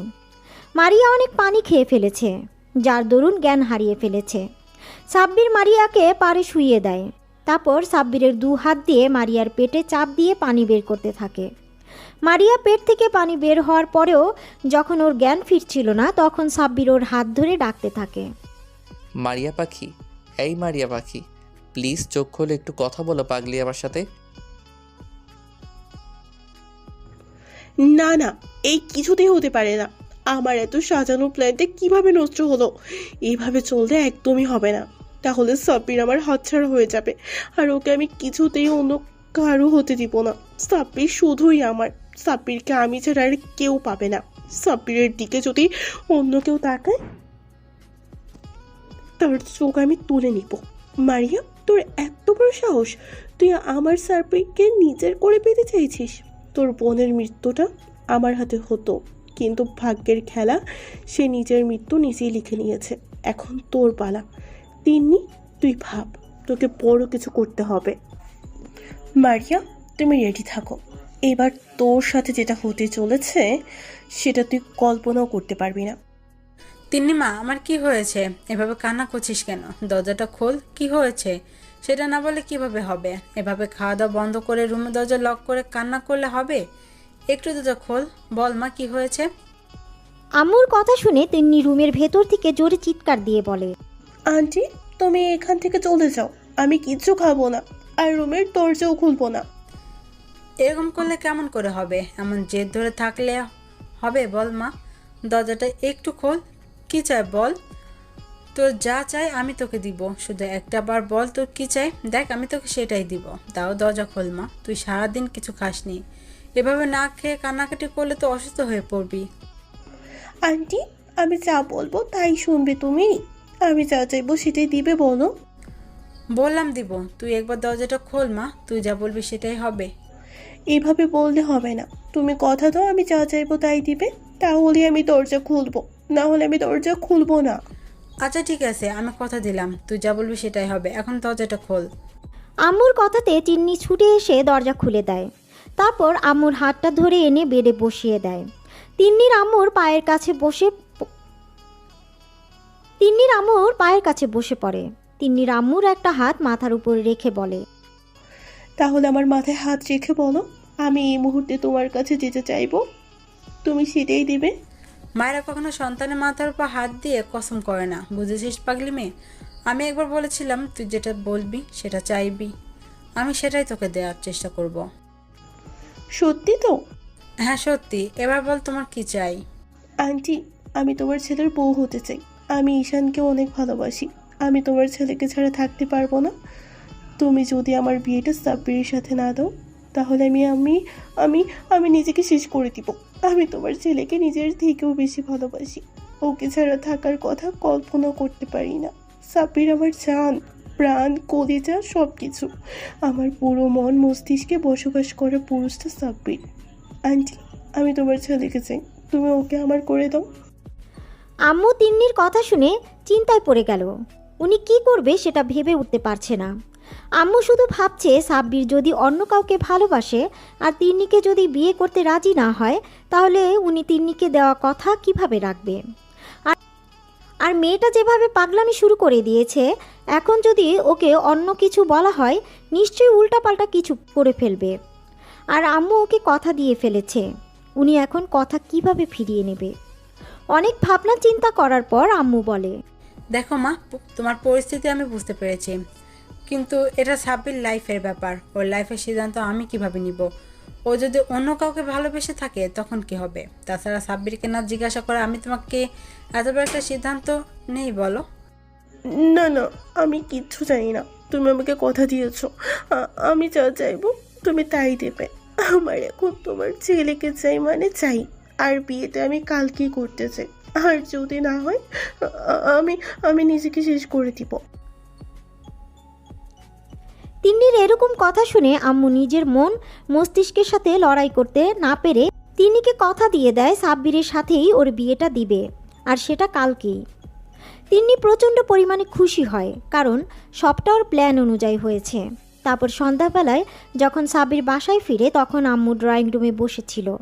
সাব্বির রুমে যেতে গেলে আম্মু ওকে ডাক। সাব্বির শোন, তোর সাথে কথা আছে। জি আম্মু, বলো কি বলবে? তুই কি কাউকে ভালোবাসিস? মানে তোর কি কোনো পছন্দের মানুষ আছে? হঠাৎ এই প্রশ্ন কেন আম্মু? প্রশ্ন বদল প্রশ্ন চাইনি আমি, উত্তর চেয়েছি, উত্তরটা দাও। না আম্মু, আমি কাউকে ভালোবাসি না, আমার কোনো মনের মানুষ নেই। জন্মের পর থেকে আমি তোর কাছে কখনো কিছু চাইনি। আজকে যদি তোর কাছে কিছু চাই বা তোর জীবনের সবচেয়ে বড় সিদ্ধান্তটা যদি আমি নেই, তাহলে তুই কি সেটা মেনে নিবি? আম্মু এইভাবে বলছো কেন? আম্মু, তুমি আমাকে পৃথিবীর আলো দেখিয়েছো, তোমার অধিকার আছে আমার সমস্ত বিষয়ে সিদ্ধান্ত নেওয়া। তুমি আর আব্বু ছাড়া আমার কে আছে বলো? তোমরা তো আমার পুরো পৃথিবী। তোমাদের জন্য কিছু করতে পারলে আমি নিজেকে ধন্য মনে করব। আম্মু, শুধু একবার বলো আমাকে কি করতে হবে বা তুমি কি চাও। তুমি যা বলবে আমি তাই শুনবো। আমি কথা দিলাম, তুমি যা বলবে আমি তাই শুনবো।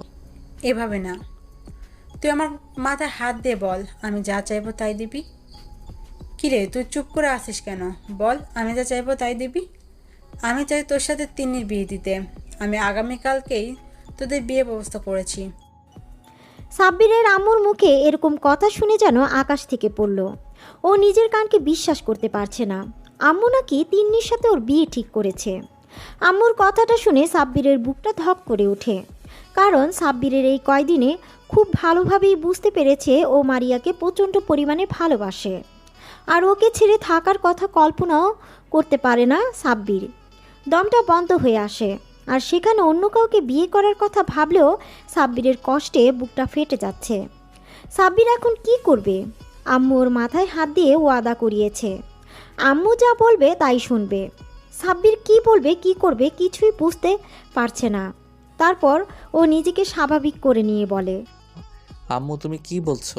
তুমি জানো তিন্নিকে আমি বোনের নজরে দেখি, কখনো ওকে নিয়ে অন্য কিছু ভাবিনি। আমি ওকে সব সময় ছোট বোনের নজরে দেখি, আর আমার মাঝে তেমন কোনো সম্পর্ক নেই। তাহলে কেন তুমি ওর সাথে আমাকে বিয়ে দিতে চাইছো? আমি কোনো প্রশ্নের উত্তর দিতে চাইছি না, আমি শুধু আমার প্রশ্নের উত্তর চাইছি। তুই আমার কথাটা রাখবি নাকি আমার মরামুখ দেখবি? যে মানুষটা জন্ম দিয়েছে, ছোটবেলা থেকে ওকে লালন পালন করে মানুষ করেছে, সেই মানুষটা ওকে এতগুলো বছর আগলে রেখেছে, যে মানুষগুলো ওকে এত ভালোবাসা দিয়ে আজকে এই মানুষের মুখে মরার কথা শুনে সাব্বিরের বুকের ভেতরটা ঢক করে ওঠে। সাব্বির ওর আম্মুর মুখের দিকে তাকিয়ে আর কিছু না ভেবেই বলল, আম্মু, আমি বিয়েতে রাজি। আম্মু, তুমি বিয়ের ব্যবস্থা করো। কথাগুলো বলে সাব্বিরের আম্মুকে আর কোনো কিছু বলার সুযোগ না দিয়ে সোজা নিজের রুমে চলে গেল। তো পরের দিন বৃষ্টি আর ছায়া ছুটে এসে মারিয়ার সামনে দাঁড়ায় আর হাঁপাতে হাঁপাতে বলে, দোস্ত শুনেছিস? কিরে তোরা এমন করে হাঁপাচ্ছিস কেন? আর কি শুনবো? তুই জানিস আজকে সাব্বিরের বিয়ে, তাও আবার একটু পরেই। কি বলছিস এগুলো? আমরা সত্যি বলছি, একটু পর ওর কাজিনের সাথে সাব্বিরের বিয়ে। না না, এ হতে পারে না। কি কি বলছিস কি এইসব? তোদের মাথা ঠিক আছে? মারিয়া, আমাদের মাথা ঠিক আছে, আমরা কোনো নেশা করিনি। আরে আমার আম্মু সাব্বিরের আম্মুর বান্ধবী। আম্মু আজকে সকালে ওদের বাসায় গিয়েছে। আম্মু বলল হঠাৎ করেই নাকি কালকে ওর আম্মু বিয়েটা ঠিক করেছে, আর সাব্বিরও নাকি বিয়েতে রাজি হয়ে গেছে। সাব্বিরের বিয়ের কথা শুনে মারিয়ার চোখ দিয়ে টপ টপ করে পানি পড়ছে। ওর বুকের মধ্যে অসহ্য রকমের যন্ত্রণা শুরু হয়ে গেছে। মারিয়ার কোনো কিছু না ভেবেই সাব্বিরের বাসার দিকে ছুটতে থাকে। তারপর কিছুটা এসে একটা সিএনজি করে সাব্বিরদের বাসার সামনে চলে আসে।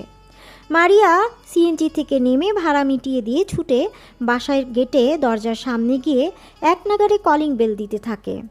একটা সময় আম্মু এসে দরজা খুলে দিতেই দেখে মারিয়া দাঁড়িয়ে আছে। মারিয়াকে দেখে আম্মু বলে, আরে মামনি, তুমি ভেতরে আসো। তুমি অনেক ভালো একটা দিনে আসছো। আজকে আমার ছেলের বিয়ে। আন্টি, সাব্বিরের রুম কোনটা? উপরে গিয়ে ডান দিকে রুমটা। আম্মুর কথাটা শেষ হতেই মারিয়া দৌড়ে উপরে চলে যায়, আর সাব্বিরের আম্মু মারিয়ার যাওয়ার দিকে তাকিয়ে বোঝার চেষ্টা করে কি হয়েছে।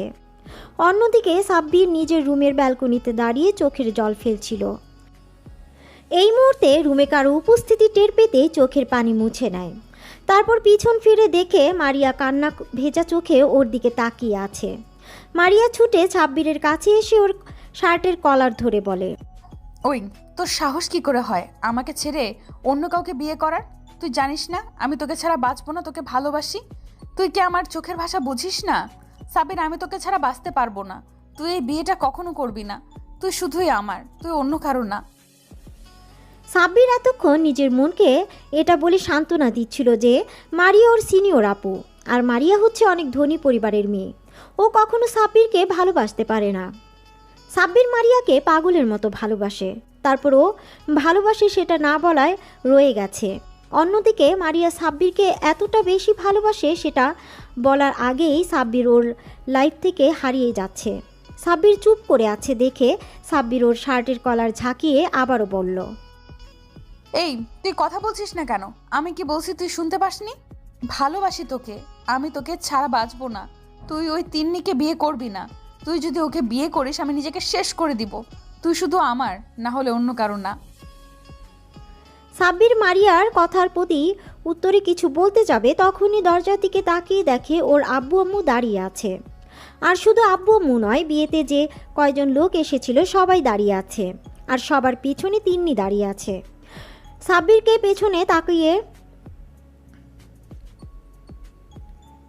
পেছনে তাকাতে দেখে মারিয়া ওকে ছেড়ে দিয়ে নিজেও পেছনে তাকিয়ে দেখে বাসার সবাই দাঁড়িয়ে আছে। মারিয়া এবার আম্মুকে দেখে দৌড়ে আম্মুর কাছে গিয়ে হুট করে আম্মুর পায়ের কাছে বসে পড়ে, তারপর পা দুটো জড়িয়ে ধরে কান্না করে দিয়ে বলে, আন্টি, আমি সাব্বিরকে অনেক ভালোবাসি। প্লিজ আন্টি, তুমি ওর বিয়েটা অন্য কোথাও দিও না। তুমি তো আমাকে কথা দিয়েছিলে আমার কখনো কোনো কিছু প্রয়োজন হলে যেন তোমাকে বলি। আজকে আমি তোমার ছেলেকে চাইছি। আমি সাব্বিরকে অনেক ভালোবাসি আন্টি, আমি ওকে ছাড়া বাঁচবো না। তুমি বিয়েটা ভেঙে দাও প্লিজ আন্টি। ওর বিয়ে অন্য কোথাও হয়ে গেলে আমি নিজেকে শেষ করে দিব। আমি ওকে ছাড়া থাকার কথা চিন্তাও করতে পারি না, কল্পনাও করতে পারি না। আম্মু এতক্ষণ একটা ঘোরের মধ্যে ছিল, তাই মারিয়া এভাবে পায়ে পড়ে কান্নাকাটি করাতে আম্মু ঘাবড়ে গিয়ে পিছিয়ে যায়।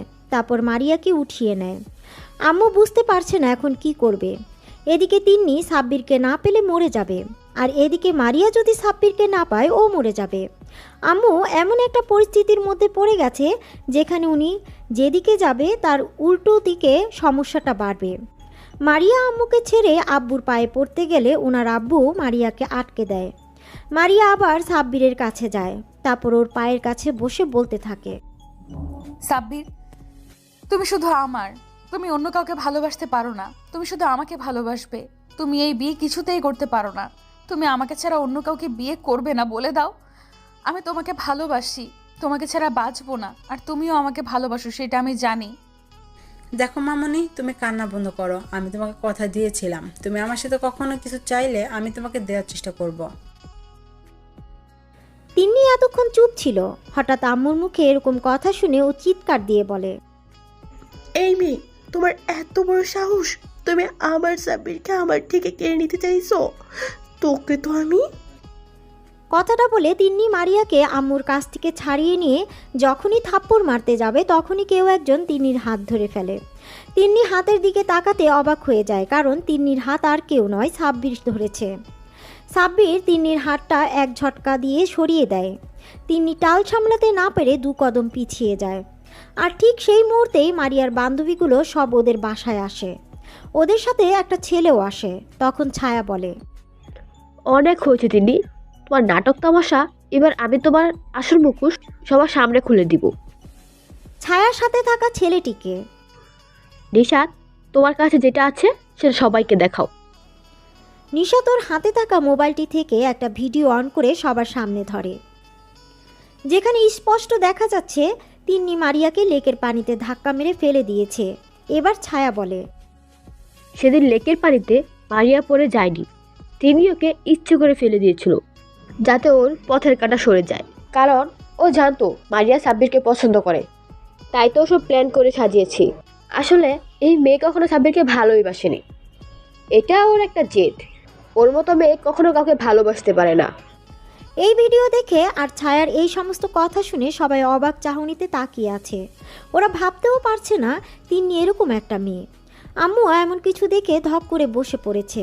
তারপর আব্বুকে আম্মুকে উঠিয়ে নেয়। তখন আম্মু উঠে এসে তিন্নির সামনে দাঁড়িয়ে ওর গালে ঠাস ঠাস করে দুটো থাপ্পড় মেরে দিয়ে আর বলে, আমার প্রথম থেকেই তোকে খুব সন্দেহ লাগতো, তাই তো আমি তোর সাথে বিয়ে দিতে চাইনি আমার ছেলে, কিন্তু তুই যে এত বাজে একটা মেয়ে সেটা জানতাম না। এবার আম্মু সাব্বিরের সামনে যায়, তারপর সাব্বিরের গালে ঠাস করে দুটো থাপ্পড় মেরে দেয় আর বলে, এই তুই এখন ওই পাথর মূর্তির মধ্যে দাঁড়িয়ে আছিস, তুই জানিস না তোকে এখন কি করতে হবে? সাব্বির গালে হাত দিয়ে দাঁড়িয়ে আছে। ঠিক সেই মুহূর্তে আবারও বাসার সামনে পুলিশ গাড়ি এসে থামায়। তারপর কতগুলো পুলিশ বাসার ভিতরে ঢুকে তিন্নিকে অ্যারেস্ট করে নেয়। তিন্নি মারিয়াকে নয়, ওর বোন নীলাকে ধর্ষণের পেছনে দায়ী, আর সেটা সবাই পুলিশের থেকে জানতে পারল। এবার আম্মু অবাক হয়ে বলে, তুই কখন পুলিশকে ফোন করলি? সাইড থেকে সাব্বুরের আব্বু বলে, এতক্ষণ তো তোমাদের নাটক তামাশা দেখছিলাম, আমি কিছুই বলিনি। তুমি আমার ছেলেকে তোমার মাথায় হাত দিয়ে কসম করালে, তাও আমি কিছু বলিনি। কিন্তু এখন তুমি আমার ছেলেকে মারলে কেন? পুলিশকে আমি ইনফর্ম করেছি আরো 1 ঘন্টা আগে, কারণ আমি আগে থেকে এই মেয়ের চরিত্র সম্পর্কে জানতাম, শুধু সম্পর্কের খাতিরে কিছু বলতাম না। কিন্তু যখন দেখলাম তুমি এই মেয়ের সাথে আমার ছেলের বিয়ে ঠিক করেছো, তখন আমি বিশ্বাস করতে পারছিলাম না। আমি বারবার ভাবছিলাম তুমি কিভাবে আমার ছেলের জীবনটা নষ্ট করে দিচ্ছ। তুমি একটাবারও আমাকে জানানোর প্রয়োজন মনে করোনি। তুমি এত সব সিদ্ধান্ত একাই নিয়েছো, তাও আমি কিছু বলিনি। কিন্তু এখন তুমি যে আমার ছেলের গায়ে হাত তুললে কেন, এসব আমি পরে দেখে নিব। তার আগে ইন্সপেক্টর ওকে নিয়ে যান। এতক্ষণ সাব্বির পাথরের মূর্তির মতো চুপ থাকলেও ওর চোখে পানি গড়িয়ে পড়ছে। বুকের মাঝে চেপে রাখা কষ্টটা আর দমিয়ে রাখতে পারেনি। মারিয়া এতক্ষণ অবাকের পর অবাক হচ্ছিল, কিন্তু হঠাৎ সাব্বিরকে কান্না করতে দেখে মারিয়ার বুকের ভিতর ধক করে ওঠে। ও ছুটে সাব্বিরের সামনে গিয়ে দাঁড়ায়। সাথে সাথে সাব্বির ওকে 2 হাতে শক্ত করে বুকের সাথে জড়িয়ে ধরে কান্না করে দেয়। সাব্বির যেন ভুলেই গেছে যে রুমের মধ্যে সবাই আছে। তারপর একটা সময় মারিয়াকে ছাড়িয়ে নিয়ে ওর সারা মুখে পাগলের মতো চুমু খেতে থাকে আর বলতে থাকে, ভালোবাসি ভালোবাসি ভালোবাসি, অনেক ভালোবাসি তোমাকে। ওদের কাণ্ড দেখে আব্বু আম্মু আর মারিয়ার বান্ধবীরা সবাই একসাথে কাশি দেয়। আর বৃষ্টি বলে, আমরা কিন্তু সবাই এখানে আছি, যত ভালোবাসা আছে সব বিয়ের পর দেখিও, আমাদের সামনে দেখাতে হবে না, আমরা এখনো সিঙ্গেল, আমাদের কষ্ট তো একটু বোঝেন দুলা ভাই। কথাটা বলতেই সবাই একসাথে হেসে দেয়। তারপর সবাই ড্রয়িং রুমে এসে মারিয়ার আব্বু আম্মুর জন্য অপেক্ষা করে। কিছুক্ষণের মধ্যে মারিয়ার আব্বু আম্মু চলে আসে। মারিয়ার আব্বু আম্মুকে সবটা বলা হলে মেয়ের সুখের কথা ভেবে ওরা আর দ্বিমত করেনি। ওরা জানে সাব্বির যথেষ্ট ভালো একটা ছেলে, ওদের মেয়ের জন্য সুযোগ্য পাত্র। ওরা তো ওদের মেয়ের জন্য এমন একটা ছেলেই খুঁজছিল যে ওদের মেয়েকে প্রচণ্ড পরিমাণে ভালোবাসবে। সবার সম্মতি পেয়ে কাজীকে আসতে বলে। কাজী সাহেব, বিয়ের কাজ শুরু করেন, সাফল্যের জন্য করতে হবে। কাজী সাহেব বিয়ের কাজ শুরু করে। একটু পরে কাজী সাহেব মারিয়াকে কবুল বলতে বললে মারিয়া 3 বার কবুল বলে দেয়। তারপর কাজী সাহেব সাব্বিরকে কবুল বলতে বললে ও মারিয়ার দিকে তাকিয়ে 3 বার কবুল বলে দেয়। ওরা দুজন একটা পবিত্র বন্ধনে আবদ্ধ হয়ে যায়।